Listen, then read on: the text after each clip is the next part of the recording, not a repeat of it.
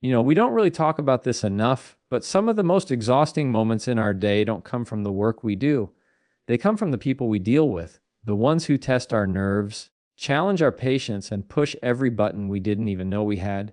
And here's the truth: we can't control them. We can't fix their mood, their attitude, or their behavior. But we can learn to control the one thing that matters the most: our response. Today, I want to show you the real art of staying calm with difficult people. Not by being passive, not by pretending things don't bother us, but by learning how to protect our peace without losing our power. When someone speaks to us in a way that feels harsh, dismissive, or disrespectful, our first instinct is almost always reaction. It's the human default setting. A raised voice makes us raise ours. A sarcastic comment invites another one right back. It's fast, emotional, and automatic. But here's the catch: every time we react instantly, we hand over our power without even realizing it. Reacting is easy because it comes from a place of impulse. It's driven by the emotional heat of the moment, not by clarity or choice. Responding, on the other hand, comes from intention. It requires a pause. It requires awareness, and it requires the understanding that just because someone else is losing control, it doesn't mean you have to go down with them. Think about how many arguments, misunderstandings, or regrets in your life could have been avoided if you had given yourself even 2 seconds before speaking or reacting. Those 2 seconds are everything. They're the space between what someone throws at you and what you choose to do with it. And that space holds your peace, your clarity, and your power. When you respond instead of react, you're not giving the other person control over your emotions. You're saying, I'm not letting your behavior rewrite who I am. There's also something incredibly grounding about reminding yourself that not everything needs your energy. Not every rude comment deserves a comeback. Not every attitude needs to be matched. And not every emotional storm requires you to step inside. When someone is difficult, what they want, sometimes consciously, sometimes not, is for you to join their chaos. They want a reaction. They want validation for their frustration. They want someone to pull into their emotional quicksand so they're not drowning alone. But responding intentionally denies them that power. It keeps you in a place of choice instead of a place of reaction. One of the most powerful things you can ever tell yourself in moments of tension is, this is not mine. Their anger isn't yours. Their stress isn't yours. Their frustration isn't yours. And once you stop taking what isn't yours personally, you stop carrying emotional weights that were never meant for you in the first place. That's how you stay calm, not by controlling them, but by controlling what you choose to carry. Imagine someone insults you or snaps at you. A reaction is emotional reflex, the sharp comeback, the defensive tone, the need to prove a point. But a response is an intentional decision. It's you looking at the situation from a wider lens and asking, what outcome do I want here? Because most of the time, if you really think about it, you don't want an argument. You don't want tension. You don't want to walk away feeling drained. What you want is peace. Responding brings you closer to that peace, while reacting pulls you further away from it. Another key part of responding intentionally is understanding emotional triggers. We all have them. Maybe you can handle anger but not disrespect. Maybe sarcasm irritates you more than yelling. Maybe being ignored hits deeper than someone confronting you. Knowing your triggers is not a weakness. It's emotional intelligence. Because once you know what sets you off, you get to take away its power. You can notice the trigger rising, feel the reaction pulling you in, and choose to pause. That pause is the difference between escalating a situation and controlling it. Difficult people rely on your reaction to continue being difficult. It fuels them. It maintains the pattern. If someone is used to you reacting, losing your cool, or feeling provoked, your calm becomes something they can't figure out. It disarms them completely. It interrupts the cycle they're used to. And suddenly the power dynamic shifts. Calm doesn't just protect your peace, it confuses the chaos out of difficult people. There's also a psychological element at play here. When someone is difficult, they expect you to behave in a certain way because they've seen it before from you or from others. When you respond intentionally instead, you disrupt that expectation. And when people don't get the reaction they're hoping for, their behavior often changes. Not instantly, not magically, but gradually. Because no one enjoys fighting with someone who doesn't fight back. No one enjoys trying to provoke someone who stays grounded, and no one benefits from emotional manipulation when the other person refuses to be pulled in. Responding also gives you clarity. When you're calm, you see the situation for what it really is instead of what your emotions are telling you it is. You catch the patterns, the behaviors, the intentions behind the words. You start noticing what's about them rather than what feels like it's about you. This clarity protects you. It lets you decide whether to engage, set boundaries, or walk away completely. You can't make decisions like that while reacting, but you can while responding. And the beauty of responding intentionally is that it helps you grow. Every difficult person becomes a lesson instead of a drain. You start seeing challenges as reps in the emotional gym, each one making you stronger, calmer, and more capable of navigating tough situations. You become someone who isn't easily shaken, someone who remains steady in storms, someone who doesn't lose themselves just because someone else has lost control. The truth is, Calm is not something that just happens. It's something you choose. It's something you build. And it's something you practice every time you decide to respond instead of react. The more you practice it, the more natural it becomes. Eventually, it becomes who you are, not because other people are easy to deal with, but because you've mastered the art of staying grounded within yourself even when the world around you is not. Difficult people show up in our lives in so many different forms. Sometimes they're loud, sometimes passive, sometimes unpredictable, and sometimes quietly draining in a way that's hard to even explain. And it's easy to look at them and think, why is this happening to me? Or why does this person make everything so hard? But the truth is, difficult people aren't here to test how strong you are on the outside. They're here to test how disciplined you are on the inside. Your emotional discipline is what determines whether you stay grounded or get pulled into their chaos, whether you choose clarity or confusion, whether you protect your energy or let someone else drain it without permission. Strength is visible. Discipline is invisible. When someone is difficult, most people default to visible strength. They raise their voice. They push back. They defend themselves. They match the energy. It feels powerful in the moment, like you're standing up for yourself. But emotional discipline is quieter. It's subtle. It's choosing not to get provoked.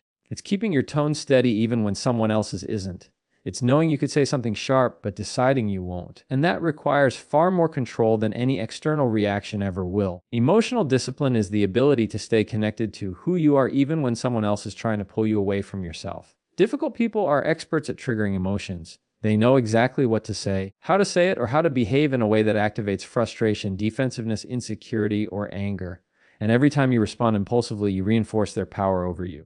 But when you choose discipline, when you choose calm, clarity, or silence, you're teaching yourself that your emotional state belongs to you, not to the person trying to provoke it. What makes emotional discipline so important is that it's not about controlling the other person, it's about controlling the impact they have on you. You can't stop someone from being rude, but you can stop their rudeness from running your day. You can't stop someone from being negative, but you can stop their negativity from planting seeds in your mind. You can't stop someone from being aggressive, but you can stop the situation from escalating by not fueling it with your own emotions, and that's what makes discipline so powerful. It breaks the cycle. Think of a difficult person as a spark. If you throw fuel on it, it becomes a fire. If you don't, it burns out. Most conflicts don't last because one person is difficult. They last because two people are reacting emotionally at the same time. If you remove your reaction from that equation, the dynamic changes instantly. You're no longer playing the game they want to play. That's emotional discipline. It's also important to understand that difficult people often behave the way they do because they lack discipline themselves. They haven't learned to regulate their emotions. They haven't learned to sit with discomfort without projecting it. They haven't learned to communicate frustration without aggression or passive behavior.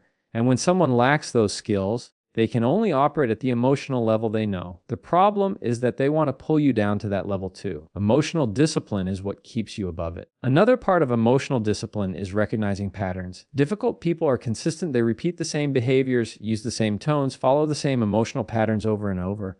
Once you see the pattern, you stop getting surprised by it. You stop taking it personally. You realize, oh, this is just how they operate. And that realization alone reduces the emotional charge by half. Discipline isn't just about controlling your reactions. It's about understanding the situation so well that you don't need to react in the first place.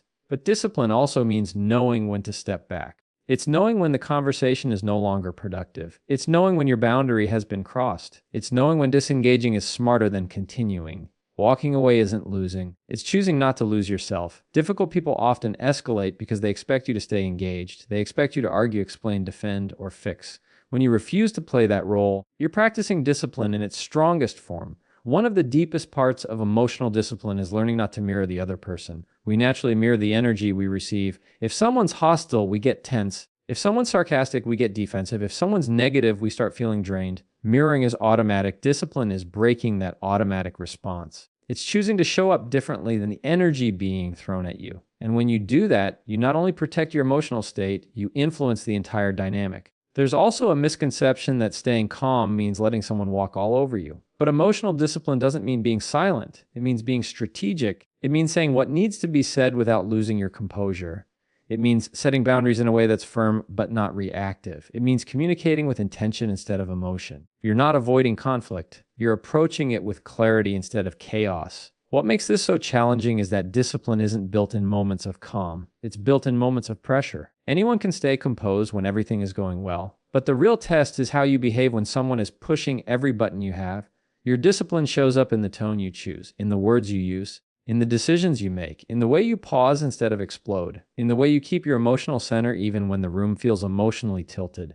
Difficult people shine a spotlight on the parts of you that still need strengthening. If someone's impatience triggers you, it's a sign you need to work on your tolerance. If someone's rudeness provokes you, it's a sign you need to work on detachment. If someone's negativity drains you, it's a sign you need to work on emotional boundaries. Every discomfort they cause is a clue pointing to an area that needs more discipline. And when you start viewing difficult people through that lens, they stop being obstacles and start becoming mirrors. They show you what you need to refine within yourself. Over time, emotional discipline doesn't just help you manage difficult people, it makes you unshakable. You stop being affected by moods, tones, or attitudes. You stop internalizing things that aren't yours. You stop letting someone else's chaos activate your chaos. You become someone who can handle tension without absorbing it, pressure without folding, conflict without losing composure. And that is a level of self-control that most people never reach.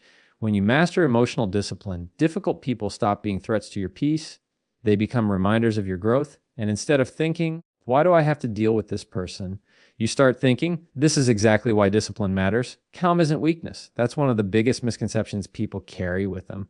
Too often, society equates calmness with passivity, with surrender, with letting life or difficult people run over you. But the truth is, calm is strength in its purest, most refined form. Calm is not about avoiding conflict. It's about holding your center while the world around you is unraveling. Calm is about having the confidence to know exactly who you are, what you stand for, and what you will and won't tolerate, even when someone else is trying to shake you. And that kind of calm, that quiet authority, is louder than any yell, more powerful than any argument, and more persuasive than any reaction. Think about the people you admire most, the ones who inspire you. Often it's not because they have the loudest voice or the most dramatic presence. It's because they carry a stillness that makes people lean in, pay attention, and respect them. Calm communicates control not through words but through energy. When you're calm in the face of provocation, you send a message that can't be ignored. Your peace is not negotiable, and your mind is not for sale to someone else's chaos. That energy, that presence, is the loudest form of confidence there is, because it doesn't have to shout to be heard. There's a reason calm people command attention without trying. It's because they are not easily moved by external forces. They are not swayed by insults, triggered by negativity, or derailed by emotional storms. Their reactions are measured. Their words are deliberate. Their energy is steady. And when someone difficult expects a fight and meets calm instead, it disarms them instantly. Calm is a power move disguised as stillness. It's quiet, but it carries more weight than anger or aggression ever could. Calmness also allows for clarity in a way that chaos never can. When someone is difficult, they often thrive on confusion, on tension, on emotional noise. They want the environment to feel unstable so that they can control it. But when you maintain calm, you create space for clarity. You see the situation for what it is, not what your emotions make it appear to be. You notice patterns in behavior, recognize triggers, and understand intentions. That clarity gives you an advantage that reactionary people will never have. Calmness lets you navigate difficult situations with intelligence rather than impulse, with strategy rather than emotion. Another aspect of calm as confidence is its ripple effect. When you maintain your composure, it influences everyone around you. People mirror your energy. If you are steady, those who might be tense begin to calm. If you are patient, those who are reactive begin to pause. The loudest form of confidence doesn't need an audience. It naturally reshapes the energy in the room. Difficult people may not like it because it removes their ability to provoke or manipulate. But it also elevates you because you are no longer fighting their battles on their terms. You are leading the energy, not being led by it. Calmness also requires courage. It takes courage to not react when your instincts are screaming at you to lash out, to respond impulsively, or to match someone's negativity. It takes courage to stay composed when everyone else is losing it, to stay grounded when chaos is swirling around you. That courage, coupled with calm, signals confidence in a way that aggression never can. Aggression can intimidate, but calmness commands respect. Aggression seeks to overpower. Calmness creates influence. Aggression can be loud and fleeting. Calmness is enduring and transformative. The people who embody this kind of calm understand that it is a choice, not a default. Anyone can be reactive. Reactivity requires no thought, no awareness, no effort. Calmness, on the other hand, is intentional. It's the result of self-mastery practice and a deep understanding of one's own emotional landscape. It's the knowledge that your response has more value than your reaction, that your energy is precious, and that giving it away impulsively only serves someone else's agenda. The decision to remain calm in the face of difficulty is a declaration of power. You control yourself, your emotions, and your impact regardless of external circumstances. Calmness is also deeply connected to resilience. Life is full of difficult people, challenging situations, and unexpected obstacles. Calm people don't let these things break them. They don't allow others' negativity to infiltrate their mindset. They don't lose themselves when the room feels chaotic. Their resilience is rooted in their ability to remain calm, to assess situations with detachment, and to act from a place of centered confidence. Every challenge becomes manageable because they have learned to maintain their equilibrium in the storm. Calmness is resilience manifested in behavior. Furthermore, calmness opens the door to deeper understanding and better solutions.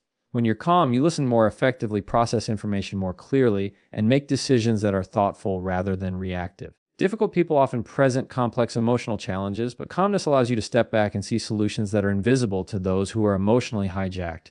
Calmness is not passivity, it is active intelligence, applied in the most strategic and powerful way. Calm people also model a standard for others. By showing that composure is possible even under pressure, they set the tone for interactions. Teaching others, consciously or unconsciously, how to behave, they raise the bar for respect, patience, and communication simply by holding themselves steady. Their confidence doesn't need to be announced because it's demonstrated through consistent, unshakable behavior. Calmness becomes contagious, and over time, difficult people are forced to adjust or reveal the limits of their influence. Lastly, calmness is the loudest form of confidence, is a gift to oneself. It preserves your mental energy, protects your emotional health, and strengthens your sense of self-worth. It prevents you from wasting time and energy on battles that don't matter. It allows you to focus on what truly matters rather than being consumed by reactive drama. When you carry calm with intention, you carry power. When you carry calm with consistency, you carry influence. When you carry calm with awareness, you carry freedom. It is the most profound declaration of personal strength because it proves without words that no one else controls your mind, your emotions, or your spirit.